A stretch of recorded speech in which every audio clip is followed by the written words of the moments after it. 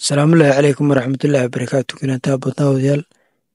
Barnaamijkeenan ama qodobkeenan waxaan ku eegi doonaa bulshada Soomaaliyeed oo madax iyo majo gundaha haysata dhaqan ku wada faafay oo baraha bulshaduna uu cirka geeyey sanadihii ugu dambeeyey ayaanu ku tilmaami doonaa. Waxaynu ka bilaabi doonaa siyaasi, madax dhaqameed, ilaa dhalinyarada ayaynu ku geyn doonaa, iyo sidoo kale ilaa saameynta ay ku yeelatay aqoon-yahanka iyo dadka waxbartay. Waxaan ku bilownay marka koowaad, horta dhaqankaasi waxa weeye waa dhaqanka ah in la iscanjarafeeyo, la isku jawaabo,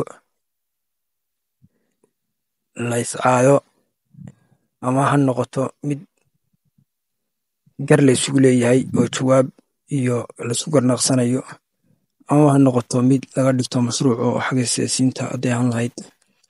Bal siyaasiga aynu ku bilownay, wax badan ayaad aragteen nin siyaasiya oo fagaare ka hadlaya oo qolo ay ka dhaxayso, gaar ahaan haddaan tusaale maamulada soo qaadano iyo ilaa federaalkaba, laba maamuloo derisa oo xoogaa ama wax dhex mareen aan siyaasada isku hayeen, ama wax kale oo hoosaha oo dhexdhex mareene,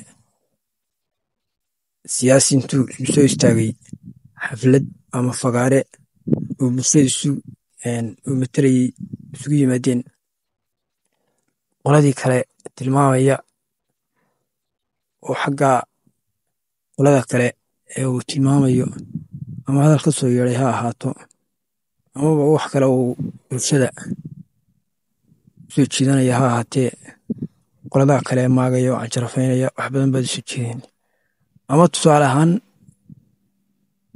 madax ama nin siyaasi ah oo ka soo qayb galay xaflad qalinjabineed oo Aryaamin waxaad aragtaan siyaasiyiinta Soomaaliyeed ama xil ha hayaan ama yay xil hayne, intay xafladaha ka soo qayb galaan, gaar ahaan jaamacadaha, inay qolada is hayaan ama ay siyaasada isku hayaan ama wax kale dhex maray, ama qaylo xagga is hayaan ka timi ha ahaatee, iyagoo halkaa qoladii kale ugu jawaabaya oo canjarafeyn iyo hadallo deelqaafa halkaa u marinaya. Arrintaa waxaa sababaya laba arrimood.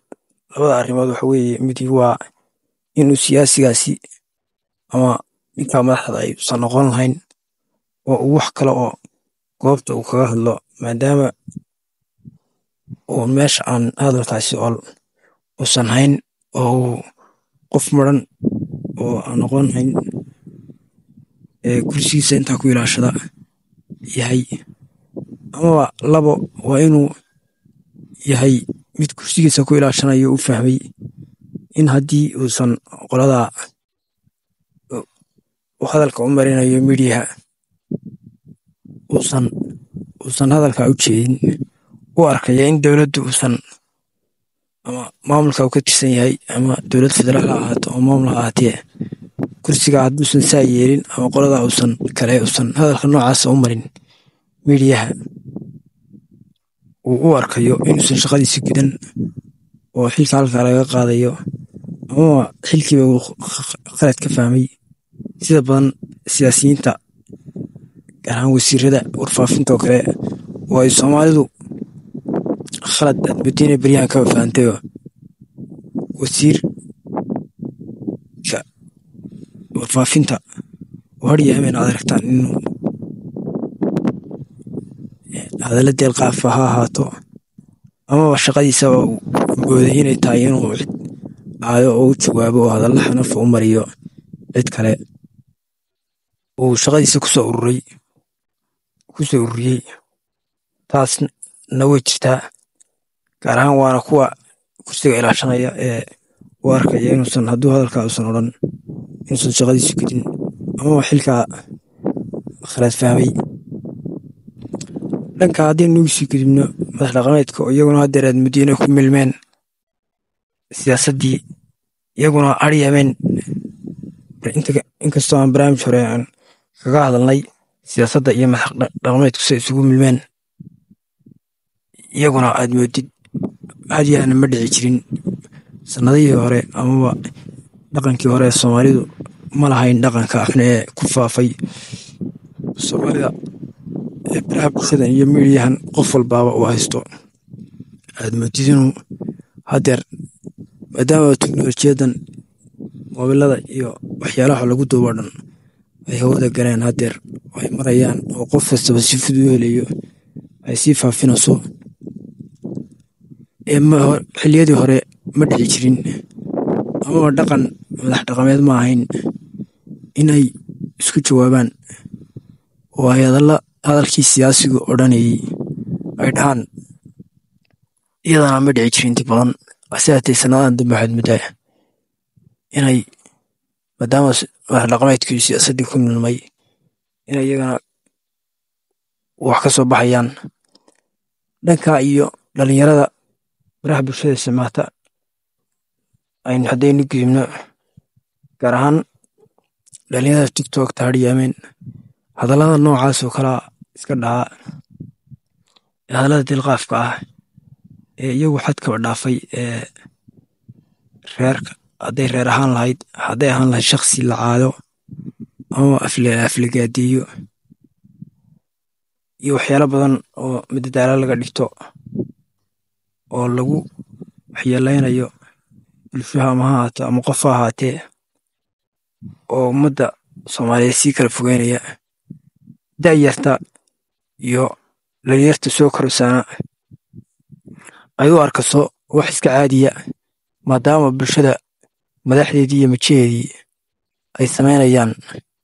Ka yar ee soo koraya ee arkayaana uu u arkayo wax caadiya ama wax wanaagsan oo raganimaba u arkayo. Hadhyaameen in layska maago ama layska caado, taas oo dhalinyarta yar ee soo korayaana ay ku hamiyayaan inay saasoo kale iyaguna ay hadhow sameeyaan, ayna ku dalacsanayaan. Arrinkaas oo dhalinyaradaas iyaduna ay u geliso inay ka hesho sumcad iyo dhaqaale iyo waxyaala ku soo noqonaya oo aakhiradooda iyo adduunkoodana u wacnayn. Iyaguna taas ayaa ku soo wasa. Marka su-aashu waxay tahay gabagabadii iyo gunaanadkii barnaamijkeenna, su-aashu bulshadii Soomaaliyeed haddii siyaasigeediisa yahay, madax dhaqameedkiisa yahay, aqoon-yahankii iyo culimmadii iyo dadkii waxgaradkii kalena aad moodaa inay ka aamuseen ama ka gaabiyeen. Da'yartii iyo dhalinyaradii waddanka soo kacaysayna iyaduna xaalkeeda halkaa marayo.